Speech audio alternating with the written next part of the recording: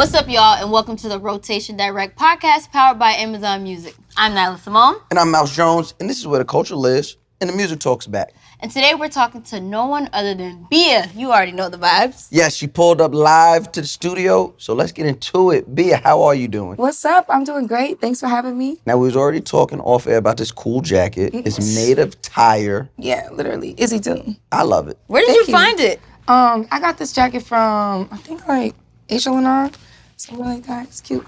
Now, listen. I like pieces. Now, Me listen. too. You have been tearing the road up your whole career. You performed in a whole bunch of cities. But, you know, I'm always in a new city every week. I'm always surprised when you go into these little cities that no one ever heard of and they got a lot of energy. What about for you? What city has surprised you with their energy so far? Oh, that's a good one. Because you've literally been on the road your whole career. You know what? My last tour I was on, Cleveland really surprised me. I was like, this city is so lit. Like everybody, and I love Chicago. Like, Oh, yeah. every show I've ever done in Chicago has been perfect, like fun. Where'd you play in Cleveland? In Cleveland, I can't remember, but it was a good show. Good pick. Ohio's great. Chicago's great. I love Chicago energy. Yeah. Or Cleveland, I love their energy. High key, all of Ohio, you go into like these little cities, Cleveland, Columbus, those small markets, they be ready because they don't be having nothing else. Yeah. Like Indianapolis. Indianapolis, yo, yes. Okay. I feel like we might be gushing about Indianapolis because they know how to have a good time. They do. Indianapolis knows how to have fun. They do. I don't know what y'all be up to. I'm talking about good, wholesome, clean fun. Yeah, okay? we're talking about Oh, okay. shows. All right, just making Same sure. fun. Man, now BIA, what is one record by you that you think is slept on by fans that they need to go revisit? He said the one I'm thinking of. That's a good question. Which one are you thinking of? Bobby Brown. Ooh. Every time I've talked to you, I tell you, Bobby Brown was my introduction. I've loved did it say that. I ever do love since. that record. I would say just because like, I would say Fall Back. Oh, I remember Fall Back. I love Yeah, Fall yeah. Back. Like, if you haven't heard it, I would want you to hear it because it's just like, for me, like I like delivery, and I feel like I like effortless tone and like wordplay. So that's a good one for me. That was a good tape. If someone hadn't heard a BIA song, what would be the one you would probably tell them to get in tune with? I would tell them to like download my new album. Okay. I wouldn't even tell them like go and listen to anything like. You want them to hear Bianca. Yeah, for sure. Yeah.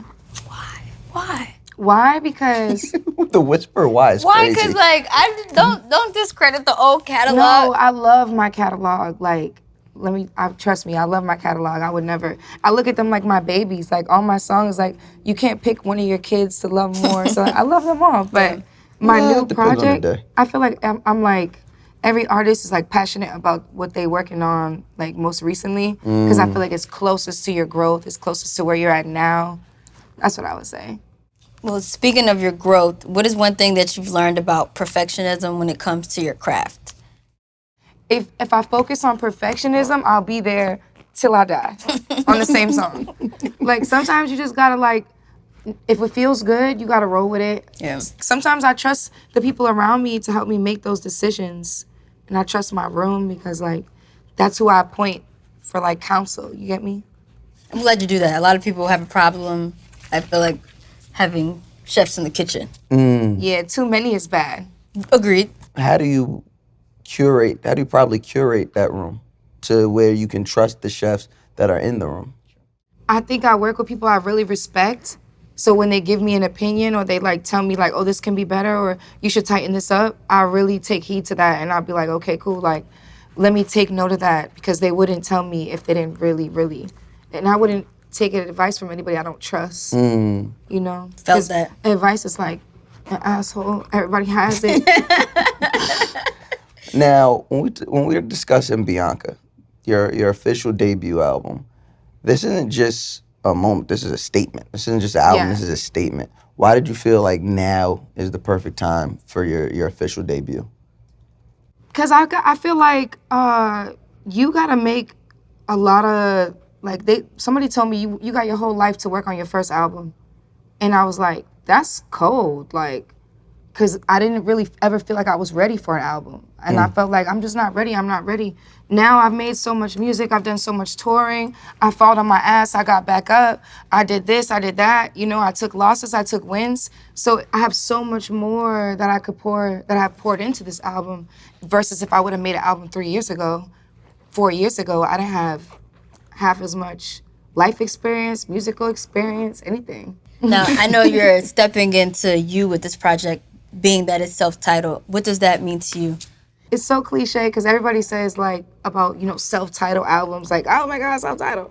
But I just feel like I feel my most true self now. I'm still Bia, but like I'm okay when people say like, when people know me as Bianca. It's a more personal tone for me, and I'm ready to like share. I feel like more personal side of me. Like I can make bops till the day I die, but like I want people to like know me and know what I stand for, know which side of the fence I'm on, and know when they listen to me, like, okay, like she put her heart into this, she did the best she could do. What gave you the oomph to actually step out there and rap in these different cadences and these different flows? I didn't want people to think like I was a one-trick, low-tone, monotone, raspy pony. That would be to like a crazy pony. Yeah, like I'm that pony for sure. But like I wanted people to think like I wanted them to know like I do my homework and I love rap. I'm really a student, so like I can really rap any way. I just choose to rap the way that feels comfortable to me. So on this project, I say I was definitely like more experimental, and I pulled from like a lot of greats that I felt like was like great. Like who? From Yes, their please. from their flows. Like Bad Guy's a cool flow. I got some like the outro is really like, oh, to me, gross. For the girl? The guys are gonna appreciate it because it's storytelling, but it's Nice. like there's storytelling on there, and I don't ever storytell. So I'm like, I just did a lot of different things, and I had 16 songs to do it. So I just took my time and went everywhere I could go. I'm definitely excited to hear the storytelling because I do enjoy the fact that you took your time with this project. And I do think a lot of artists, especially like in the social media era, blow up, you make songs, you don't really have any experience, and then the experience that you do have can be dark, moody, lonely, and everybody's looking at you, you know, with a handout. So I think it's dope that you took that time. What is the story, you know, that you're telling, or I guess like maybe with the outro, what's the bow tie? So the story on the outro kind of follows like almost like Biggie's Warning with like, but also Nicki Minaj's version of Warning. Okay, like So, flow. Flip. Nicki's flow. Flip concept, flow, like the whole type of, but it's like my version of that. And I'm storytelling it like obviously like I'm same So thing. who is calling you at 5:46 Exactly, in the morning? but That's what it's I a whole want to know. different story, but it's like exactly. Like so it's like one of those, and at the end of it is like a beautiful outro that's just like hard as everything. And I'm just like I love stuff like that because I wanted to make people feel powerful. I wanted to make women feel strong. I want to make women feel like, yeah, like when it's over and done with, like, yeah, I'm booted up. Like I like that. That's what it's about. What's the biggest difference between the Bia the world gets to see outside on Instagram, on stage, and between Bianca, who's at home and who may be opening up more to people on this debut album? That's a great question because I feel like that's what this whole album is for me. Is like I was finding that balance between like Bia every day and like Bianca with my family and my close friends and my loved ones and my boyfriend or whatever it is. Like I felt like there's two sides to me, but they're both very much the same person. And I'm living like not two lives, but like really it's like two different worlds. Track 1 through 16 just goes through like the juxtaposition of like Bia and Bianca and like who am I on each record. Like as you start to listen to them, you'll see like, oh, this is Bianca on this record. Oh, this is Bia on this record. That being said, we definitely do love the braggadocious Bia.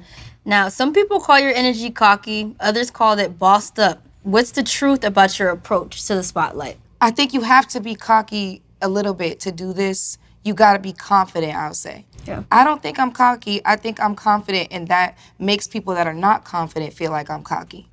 Yeah, because like I think you're supposed to be confident. If I don't feel like I'm the best, what am I here for? Yeah.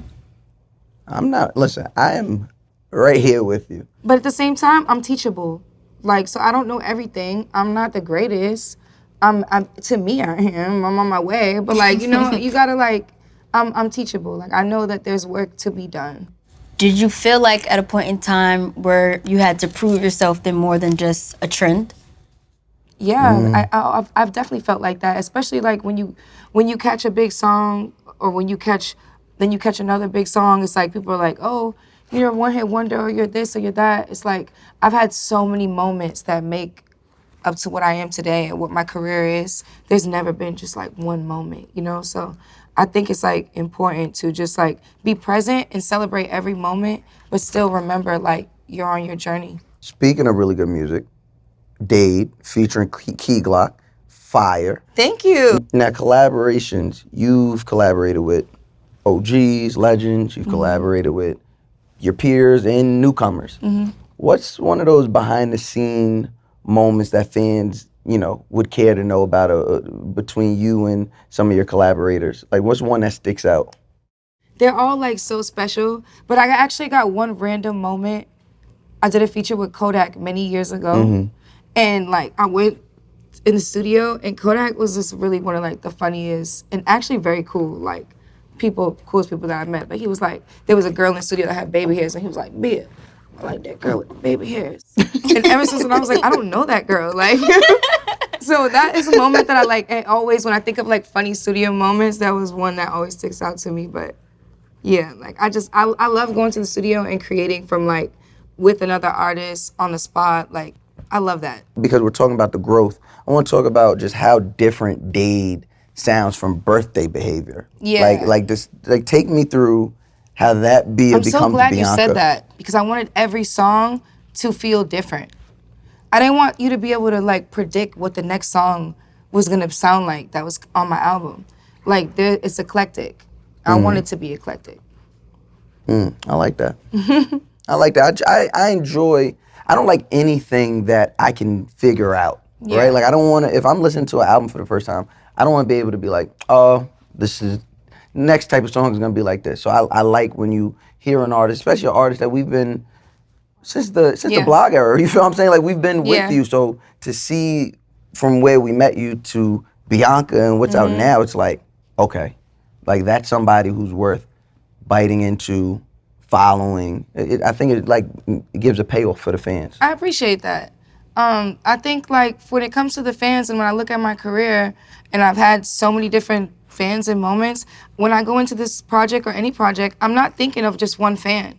So I'm not thinking of like, I used to go in and think of like, what do I want to hear? And then I've learned quickly that everybody's like, boo, bad idea, Bia. Like, it's not all about you. Like, I used to go in and make my projects and be like, well, I don't like that song. And everybody used to be like, well, we love that song. And I'd get into like full arguments with my team about songs that they'd be like, this is a great song. And I'd be like, well, I like this song. So. Were they right? Many times they were right. I'm not going to lie. Many times they were right. So trust in that room. It's trust in that room, but also knowing you don't have just one fan. Yeah. Like you got many people that might listen to you. So you got to make a lot of people happy, or you got to do like what feels natural. Now, I know you're a perfectionist, but you're also prolific. So what has been the holdup with Bianca? What has been the holdup? Yeah, like literally life and experience. I felt like do I have enough experience for this album? Do I have enough? Did I live enough? Did I fall on my ass and get back up and people see me do X, Y, Z? They have to see me go through things so I could come back and talk about my life and it makes sense. And no one else is writing it for me, it's me. So it's like when you listen to it, you're gonna know like, oh no, she's really writing this as she's living it. That's a different type of like. Is that hard to write in real time? It's not hard for me. It's like therapeutic because I might be going through something like sad party, and I'm like, oh my God, I'm going through something, and in that moment I might be so sad about it, but once I release that and make that song, I'm like, ooh, I feel good again. In your time, you know, just living and experiencing things so you can put it back into the art, what is a story that you tell on this project that is like close to your heart? Everyone. Like, Yeah, as I'm sitting here trying to pick like which one to tell you, I'm thinking of so many moments in different songs that I'm like, even Dade, like me linking up and doing that song with Key Glock in Miami, in Dade. Like, so it's like, but we channeled Memphis. Project Pat Flow is all over it. So it's like, that's like moments to me. I love creating like musical moments. I love Key Glock. He's so fire. So to do a song with him and it's on Madden, it's like good songs land where they're supposed to land. I'm just happy to be here. You learn to play Madden a little bit? Did you really? Yeah, I'm learning. I'm on my 2K and my Madden vibe right now. Okay. I'm trying to get. I'm trying to. I mean, I could play 2K. I'm trying to make a nice build and buy some couple VCs. Got your VCs up. Maybe a Shaq build. I don't know. That's crazy. That's crazy. I want to ask you, the explosion of women rappers, coming to the forefront in the last 5 to 10 years. Right now, for someone that's inside, you're looking at it, where do you really see the women in hip hop standing right now? Just for the forefront, in the forefront, but also as a community. Why'd you smile like that? You smiled. Yeah, I know something I don't know. Her smirk made me That laugh. was Shady Boots. It's giving. I'm on the outside. Okay. Guess it's a girls' party. Like, I love girls, for real. Yes. Like, I love to see women doing things because it only helps me do more. Like, with the more women that you have in a space like this, it's more festival spots on a lineup for women. Like, you got to look at it in terms of, like, what type of money is that generating us for women? Like, so all positive, love that. As far as, like, the community, it's competitive. Like, I'm a Leo, so I'm competitive. Like, I wanna beat my man in 2K. Like, I wanna beat everyone. Like, it's just in us. So it's like, I'm not really here to be best friends with anybody. I'm really here to like create my own story, my own journey, and like put out the best music I can. And like, if I make friends along the way, I'm so grateful for that, which I've made many. But like, that's not what I'm here to do per se. Because I'm the same way. Extremely competitive. Like, I want to be the best. Like, I don't care what it is. Like, even in markets where there's really no competition, I will find a way to compete. But what I've also realized is that doesn't lend to making the journey that much easier. No. So I want to ask you, has that competitive spirit, has that made the journey that much more difficult? I think it can, but I think it also aligns you with people that you're supposed to be aligned with. Because I like that. I think that you don't share the same views and values as everyone. So I'd rather align with what is exactly like makes sense to me. I don't have to align with everything, and everything doesn't have to align with me. Agreed. Well said. We know you be in the gym, Bia being glam, Yes! Bia be in the whip. What's your go-to for each of those moods? My go-to song, Like song, yeah. on my album, or just in general? Nah, let's talk Bianca. Yeah. On my album, I would say Sad Party. Sad Party is like that girl. I love that song. That's Jim? That Sad Party's everything. All three, okay. Sad Party, okay. NWFA is me and my homegirls outside. NWFA. I see that look. Y'all doing that look again. I keep getting left Twinkle out. in your eye. Okay. I see Me and y'all my doing this right homegirl. here. That's what's happening. This. Yeah. Okay. My homegirls outside. Yeah, I like that one a lot. And Jim, I like, there so many songs can fit in so many spaces. I can't even like, Bad Guys when I'm riding around. In a time where everybody's, engaging online and everything, whether they're listening to your music digitally, engaging with you online, tweeting, Instagramming, do you think sometimes people can forget that artists are actual like human beings with Yes. feelings and emotions? Yes. I think that people, when you're an artist or you're a celebrity, they're like, well, you signed up for this. You're a celebrity. You're an artist. Like, that's what you're supposed to do. And how do you navigate that? Like, how do you navigate that thought process of fans while evolving and just trying to live your life, but also grow as an artist? I try to remember that, like, nobody can use against me what I don't give them. So how am I carrying things? every situation I've ever been in, the only thing that I can ever do is reflect and go back to myself and say, what did I do wrong in this situation? Moving forward, how can I do better? Like, that's it. Great accountability. Because I have accountability for sure. Like, because I can't also sit there and like beat myself for mistakes I've made. Yep. You gotta like carry it with respect and carry it like a woman and be like, okay, cool. Like, you're never not gonna not go through things. You're always gonna go through things, but it's like, how do you carry it after that?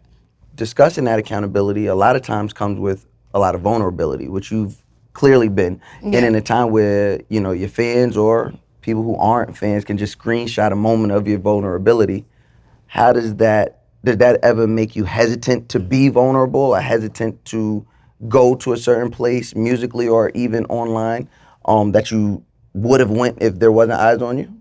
I think maybe before in my past, like my previous creative process, but I think now I know how important it is. Like, me speaking about certain things, like, is gonna help other people get through things. Yep.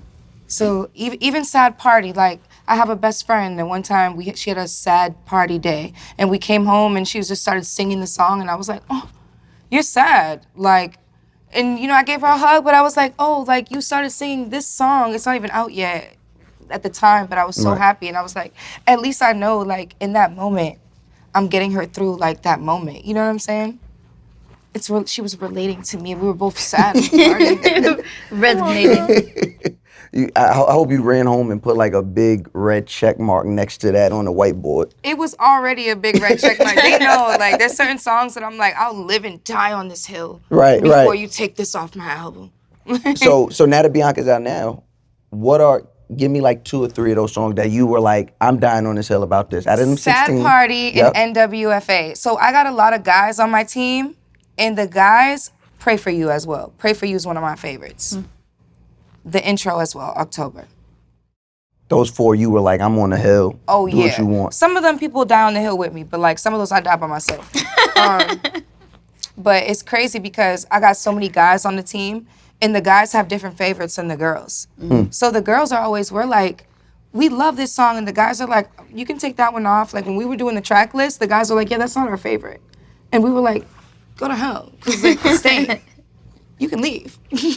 Girl power, man. Yeah, on us. we had moments like that.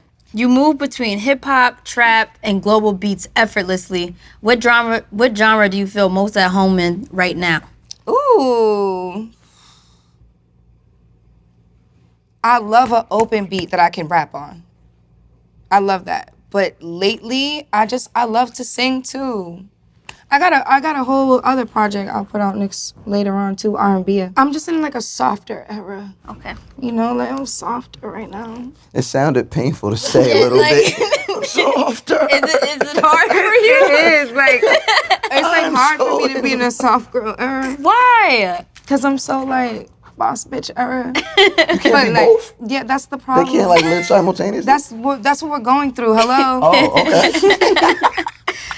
Okay, but we're figuring it out. Yeah, we're figuring it out for sure. So as an artist and a boss, you guys are usually expected to deliver like finished products. Like when people see you, they are thinking, all right, this is done, this is finished. But in this social media era age and an age where we're asking for more access to artists, you're literally showing them as the sausage is being made, right? How difficult is that to not be knocked off track or not to be influenced while you're in the middle of making an album? That's a good one because I will get distracted or I will get thrown off sometimes. I'm only human, but like I think you have to do that. Like you literally have to have that process go through because otherwise you'll just be like making stuff and submitting it sometimes too early and then you're like, oh, I don't love that. I gotta live with something. Like I gotta live with it and know like, is this really like how I feel? That's that perfectionist. I'm about to say, I don't want you living with it too long. Yeah, that's that perfectionist that comes out and then like somebody gotta tell me like, all right, just put it out. And I'm like, okay, fine. You've mentioned perfectionist, you've mentioned it. What have you unlearned about perfectionism in this process of making Bianca? Just put it out. Your music is no good on the hard drive. Put it out. Like, that's what I've learned. Cause like, you will sit there and chip away at that. Or I'll chip away at an album for the rest of my life. If they would have told me, hey, you got your whole life to make your first album, I'd still been making it. Right? I'm like, but I'm not done living yet. I got a couple more things to do before I put that in there. And I also, I've heard you say that a few times today as well. You're here now. The album is out. There's no walking it back. The album is out. We're streaming it now. It's out. What are some of those moments you lived that you were like, I'm comfortable. I'm all right. I'm making this. Like, I'd say like songs that I wouldn't have made before, like Pray For You. Especially too, like it being like a little bit, like having like an Amma influence on it. So certain beats that I would have never touched before, but like there's an emergence of music that's coming from that space, and I'm like, I love this. And I'm traveling and I'm making friends and I'm making songs, and I'm like, that's kind of the gist of it. Listen, as a comedian, I tell people all the time, you can't really write a joke if you haven't lived a life. Yeah. Like there's no good joke comes from just, oh, this would be cool. No, go out there and live the life. So I love to know that the artists that I listen to, the music that I like, they're going through the same creative process. Like you have to live life in order to be able to tell these stories and actually get people to believe these stories. I listen to like a lot of people that I feel like makes me feel something when I listen to them. And I wanted to have music that made people feel something deeper than just like surface bops and material things. Like, do you remember that first artist or that first song you heard that made you feel something? Yeah, Cole's one of those artists for me that makes me feel something. Thames is one of those artists for me that make me feel something. Brianna, of course. But like, there's been artists that I've listened to and I've cried and been like, like Thames, I've cried to her and been like. Me too. Love you, JJ. You know, I was in rethought tears. my whole, like, you know, like, what do I want to give to this world? Like, what's my message? Do I want people to feel like that or like this? That's real. Yeah. I do low-key want to guess your zodiac sign only because of this perfectionist told thing. us. Wait, what'd she say? She's a Leo. Oh, I feel like Leos are not perfectionists. Really? Yes. Maybe. What else is in your chart? Yeah, Leo, Cancer, Scorpio. Scorpio. Scorpio? Yeah, It's the Scorpio in me. for sure. Y'all sound like What's yours? Leo, Cancer, Libra. You're a Leo too? Leo, Sun. I felt it when you gave me that look. When we had that moment, I was like, she gotta be a Leo. She was like, I'm being shady. I'm like, I'm not being shady, but I was reading your look. Okay. What is happening? Oh, sorry. My Yeah, bad. boo, your sign, whatever your sign is. I don't Boo, know. tomato, It doesn't tomato. matter. You don't know it? I mean, I know the one, What is it? God.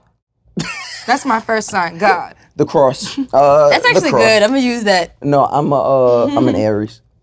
Oh, it works What out. that mean? Why you did that? I've been on your side the whole time.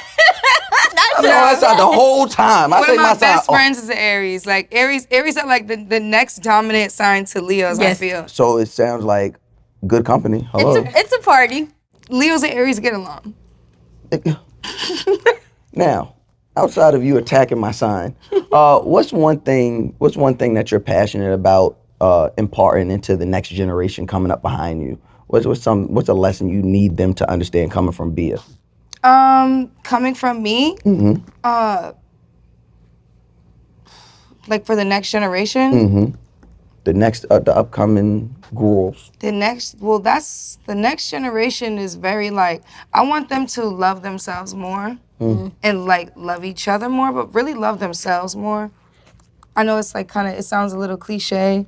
I just feel like a lot of the girls, like I would love to just see them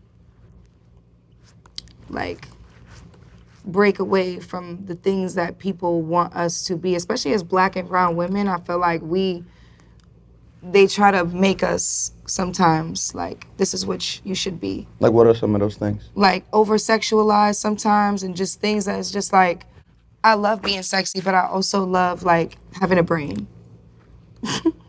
She ate with that. cooking. And I think that's important. Yeah, for sure. Now, how does it feel to finally share the real story on your terms with this album, Bianca? It feels good. It feels fulfilling. Good is such a lame word. It feels fulfilling.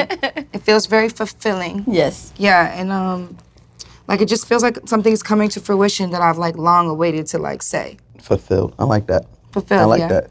You can't really go wrong with that. Yeah, I feel fulfilled. Like I feel like I was called on. Like God called on Come me, on. and I'm just Come on, showing girl. up. My Lord. Good old Leo energy. Did I say it right? I did that? I Yeah. did that one? Yes. Okay.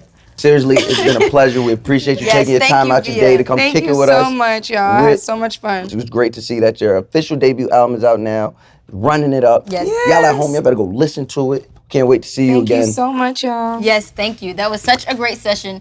Big ups to Bia. Thank you for pulling up on us and keeping it real. And shout out to all of you at home for listening. And don't forget to catch us right here. This is the Rotation Direct podcast on Amazon Music. Until next time, stay in rotation.